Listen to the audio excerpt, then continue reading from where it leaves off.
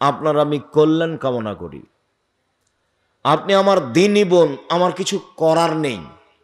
রাসূল সাল্লাল্লাহু আলাইহি ওয়াসাল্লাম এইভাবেই বলেছেন। তিনি বলছেন ইন্নাল মারাতা তুকবিলু ফি সূরাতি শায়তান ওয়া তুদবিরু ফি সূরাতি শায়তান। নিশ্চয় মহিলারা শয়তানের বেশ ধরে আসে, নিশ্চয় মহিলারা শয়তানের বেশ ধরে যায়। বলেন তো আমি কি করতে পারি? আল্লাহ রাসূল এইভাবেই বলছেন। এই ছেলে, তোমাদের কি কাজ এখানে? মুখে কথা বলবো না, চুপ। কোনো যদি কাজ করার লাগে চুপ থেকে করো। এখন তো মাইক চলছে, কোনো কাজ দেখায় না আমাকে। সম্মানিত দিনী ভাই বোন, আমার দিনী বোনেরা, আমি কি করতে পারি? রাসূল সাল্লাল্লাহু আলাইহি ওয়াসাল্লাম এইভাবেই বলছেন। তিনি বলছেন মা তারাকতু বাদি ফিতনাতান আযরাল রিজাল মিনান নিসায়ে। আমার জীবন আমি ছাড়িনি কোনো বস্তু যেটা পুরুষের জন্য বিপজ্জনক হতে পারে নারীদের চেয়ে। পৃথিবীর মানুষ শুনে রেখো, আমি ছাড়িনি কোনো বস্তু পৃথিবীতে যেটা পুরুষের জন্য বেশি বিপজ্জনক হতে পারে নারীদের চেয়ে। পৃথিবীর মানুষ শুনে রেখো, নারী হচ্ছে তোমাদের জন্য সবচেয়ে বিপজ্জনক বস্তু। নারী হচ্ছে তোমাদের জন্য সবচেয়ে বিপজ্জনক বস্তু। এই মেয়ে, এই ফ্যাশন বোরকা পরেছো কেন? শরম পাও না? তোমার দিকে মানুষ দেখে, তোমার বাপ এটা দেখে না? আমি কি করতে পারি? রাসূল এভাবেই বলছেন। রাসূল সাল্লাল্লাহু আলাইহি ওয়াসাল্লাম বলছেন পৃথিবীর মানুষ ফাত্তাকুদ দুনিয়া ওয়াত্তাকুন নিসা। তোমরা মহিলা থেকে বেঁচে থাকো, দুনিয়া থেকে বেঁচে থাকো। পৃথিবীর মানুষ তোমরা মহিলা থেকে বেঁচে থাকো, দুনিয়া থেকে বেঁচে থাকো। এই দুনিয়া হচ্ছে জড় বস্তু, অত্যাধুনিক যন্ত্র। যেভাবে বসে আছেন সেভাবে ছবি ধরে রাখছে। মহিলার গায়ে হাত লাগালে ওইভাবেই ছবি ধরে রাখছে মাটি। ভাবির সাথে এসেছো মোটর সাইকেলে, ওইভাবে মাটি ছবি ধরে রাখছে। পৃথিবী হচ্ছে সবচেয়ে অত্যাধুনিক যন্ত্র। বিচারের মাঠে সব সাক্ষী দিবে। সেদিন তুমি বেকায়দায় পড়ে যাওয়া। ভাবির সাথে এভাবে গল্প করো না, শালিকার সাথে এইভাবে কথা বলো না। পরকাল হবেই। আর এভাবে দল সংগঠন করে মারামারি করে মানুষকে জেল হাজতে দিয়ে মানুষকে অপমান করে নির্যাতিত করে দুনিয়ায় সফলতা অর্জন করিও না। জুলুম করিও না, জুলুম করো না। মানুষকে অপমান করো না, মানুষকে হত্যা করো না, মানুষকে জেল হাজতে দিও না। নইলে তোমার অপমান ঘনিয়ে এসেছে, আসবেই। যে যত বড় জালেম তার দুনিয়াতে ধ্বংসর সময় তত কম। তোমাদের নেত্রীর সময় ছিল মাত্র ৪৫ মিনিট, আর ফেরাউনের সময় ছিল ৩-৪ মিনিট। আর আদ সামুদ মিনিটই পায়নি, বাস নাই। আদ সামুদ ওরা মিনিট পায়নি, বিদ্যুৎ চমকে উঠেছে, নাই, গেছে দুনিয়া থেকে। জুলুম করো না, এভাবে মানুষের বিরুদ্ধে যায়ও না, দল সংগঠন করে মানুষের বদনাম করো না, গীবাত করো না। আমি আব্দুর রাজ্জাক বিন ইউসুফ আপনার বাড়ির মানুষ, আমি আপনাকে কাছে থেকে বলছি, আমি আপনার ঘরের মানুষ, আপনাকে আমি ভাই মনে করে বলছি, দেশের লোক মনে করে বলছি। নিজের জন্য যেমন বাঁচা চাই, আপনার জন্য আমি তেমন বাঁচা চাই। উপস্থিত বৈঠকের মহিলারা শোনেন, আপনি উল্টা বুঝিয়েন না।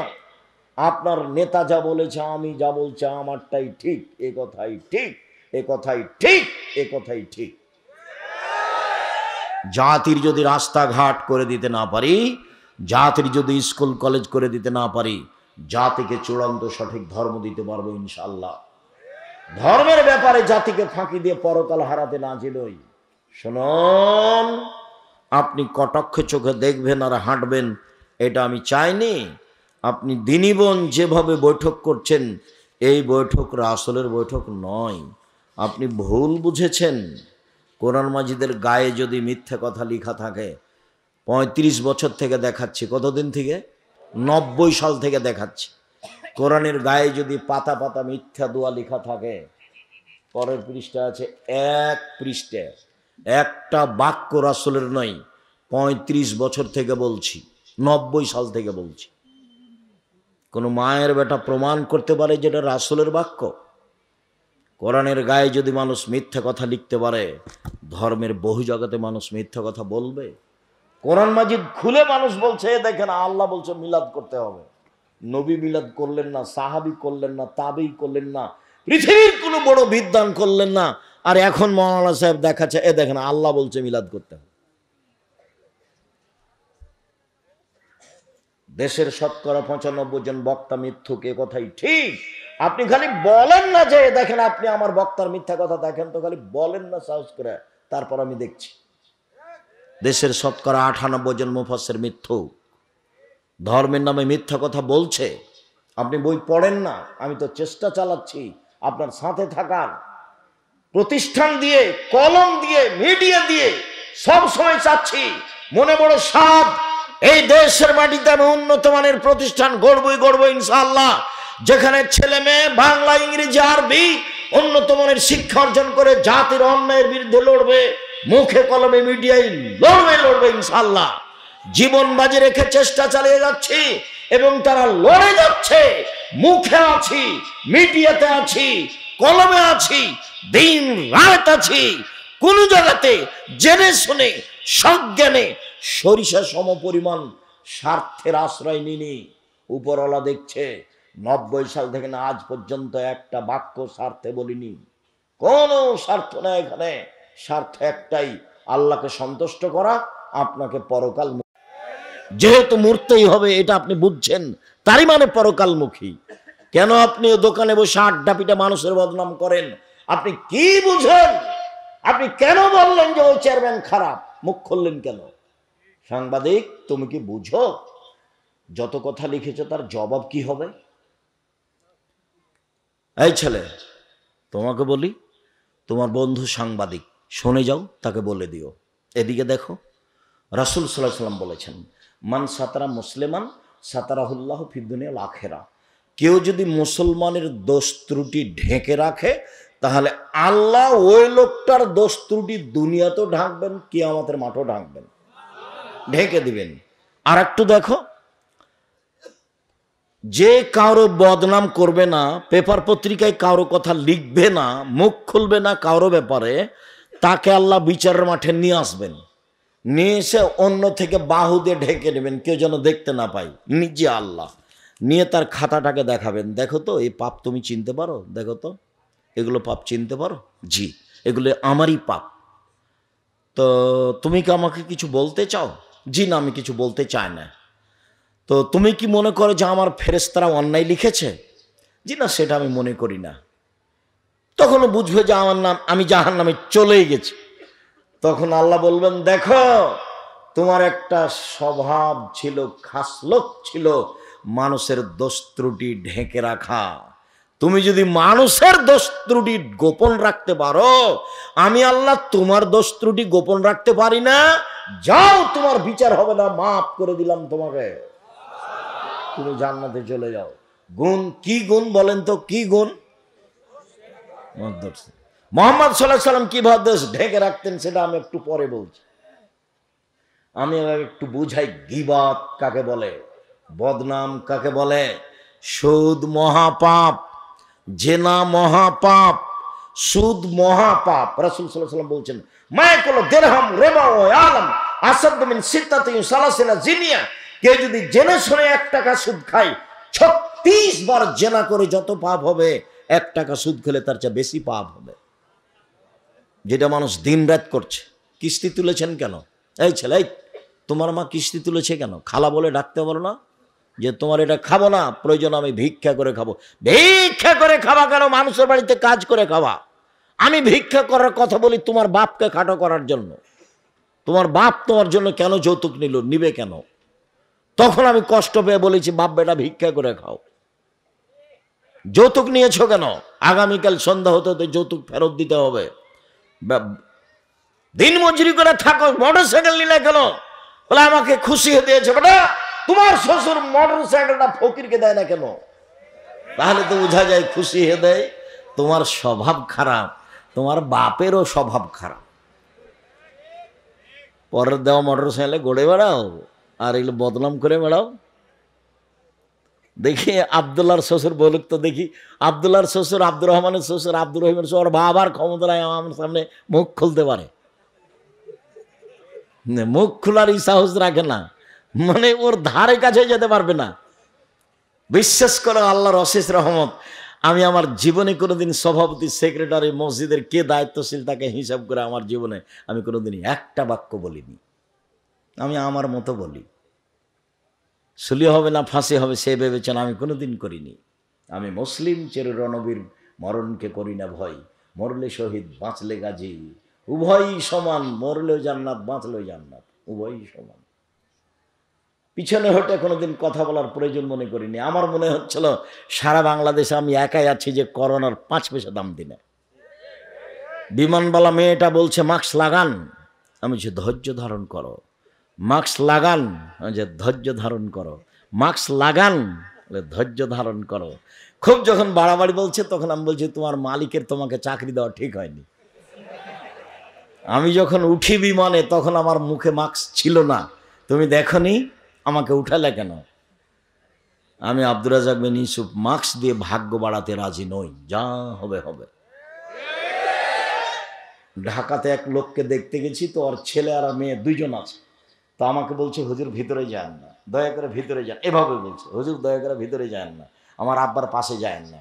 বলছি দেখো তোমার বাপের গায়ে হাত দিয়ে দুয়ো পড়ে যাব, যদি মরে যায় আমি করোনায়, তাহলে আমি বলবো না তোমার বাপের কারণে মরেছি, এটা আমি বলবো না।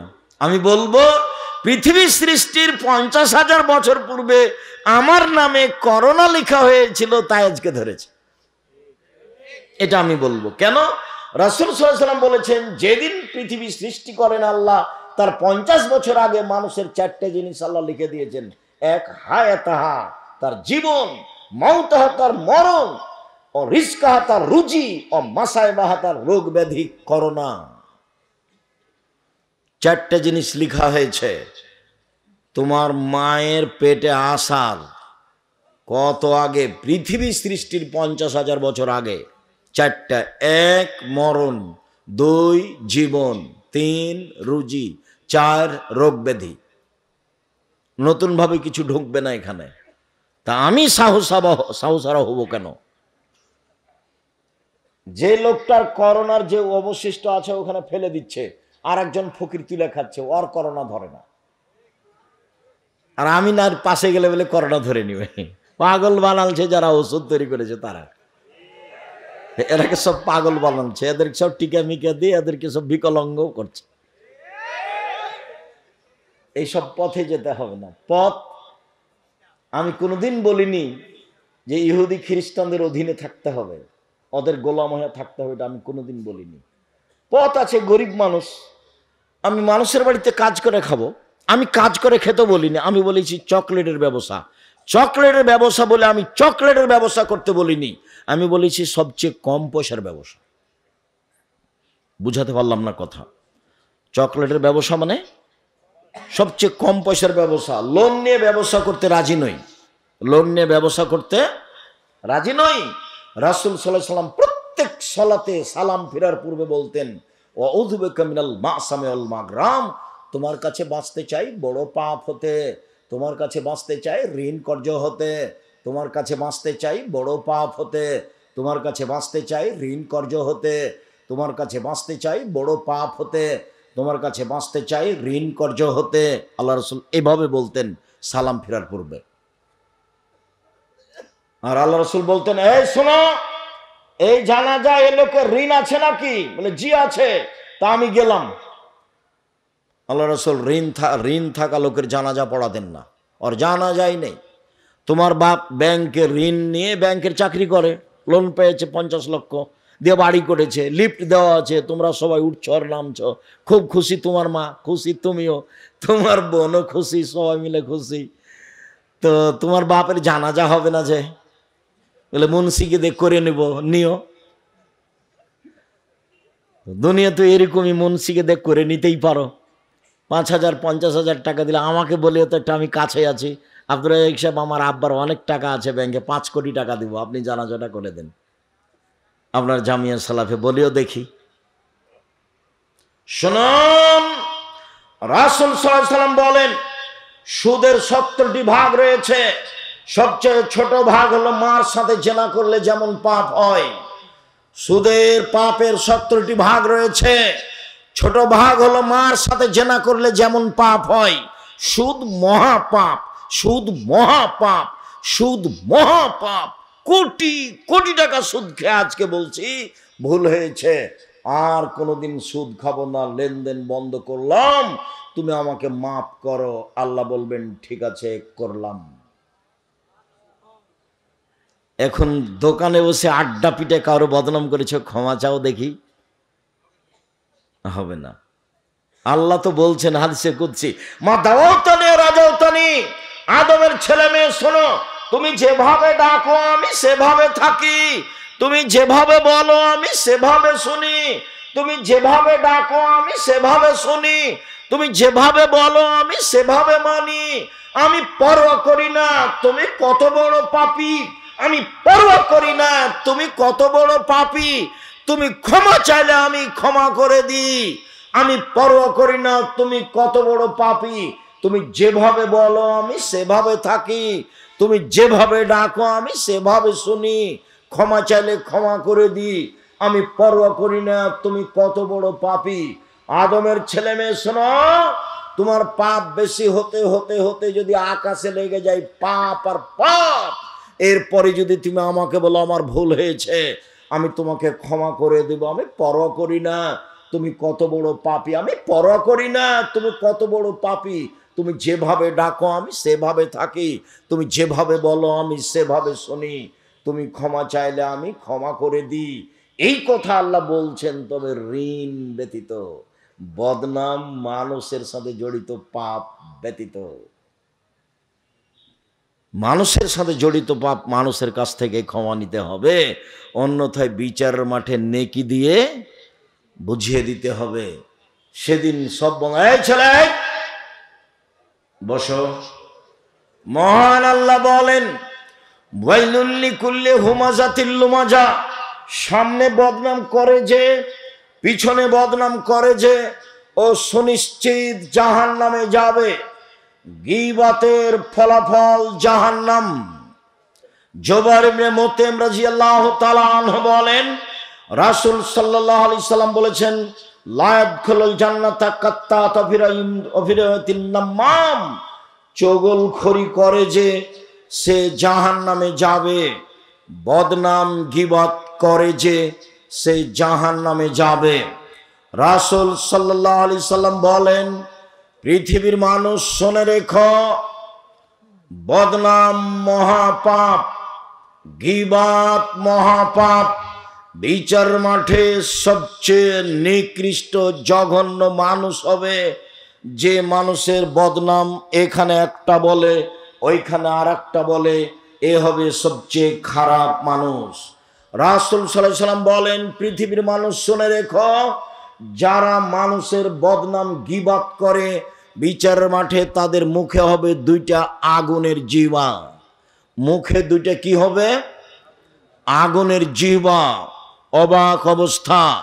রাসূল সাল্লাল্লাহু আলাইহি সাল্লাম বলেন, পৃথিবীর মানুষ লা তুজুল মুসলিমিনা, মানুষের বদনাম গীবত করে মানুষকে কষ্ট দিও না, ওয়ালা তুআইরুহুম, তোমরা তাদের নিন্দা করো না, ওয়ালা তাত্তাবি আওরাতিহিম, তোমরা কারো পিছে পড়ো না, ওমাই ইয়াত্তাবি আওরাতা আখিহাল মুসলিম, কেউ যখন কারো বদনাম করে ইয়াত্তাবিউল্লাহ আওরাতাহু, তখন আল্লাহ তার বদনামের পিছনে লেগে যান, আর আল্লাহ যার বদনাম করেন তাকে আল্লাহ ধ্বংস করেই ছাড়েন।